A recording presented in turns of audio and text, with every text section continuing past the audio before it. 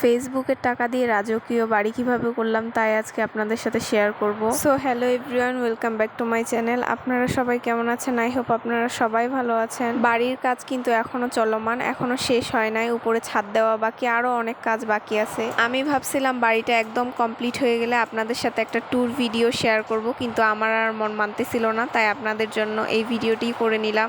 চলেন একটু আপনাদেরকে বাড়ির ডিটেলসটা দেখিয়ে দিই। বাড়ির মেইন ডোরটা ওপেন করতেই প্রথমে একটা ড্রয়িং রুম আছে, যেখানে সোফা অ্যান্ড টিভি বসানো হবে। দেন ওইখান থেকে বের হয়ে সিঁড়ি আছে। সিঁড়িটা আমরা যদিও রাউন্ড শেপের করতে চাইছিলাম, কিন্তু যাদেরকে দিয়ে বাড়ির কাজটা করানো হচ্ছে তারা রাউন্ড শেপ করতে পারে নাই, যার কারণে এরকম দেওয়া হয়েছে। তারপরে সিঁড়ির সাথে একটা রুম আছে, যেই রুমটা মানে অন্যান্য রুমগুলোর থেকে সব থেকে ছোট হয়েছে, আর ওইটার সাথে একটা অ্যাটাচ বাথরুম আছে।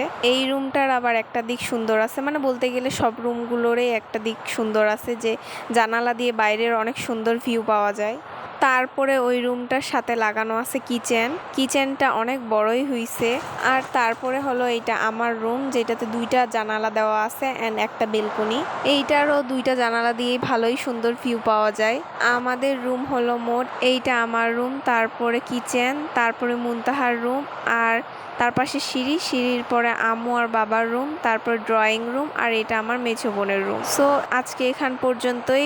আসলে এটা কোনো ফেসবুকের টাকায় বাড়ি করা না, জাস্ট একটু ফান করার জন্য বলছিলাম। Sorry, don't mind please. আল্লাহ হাফেজ।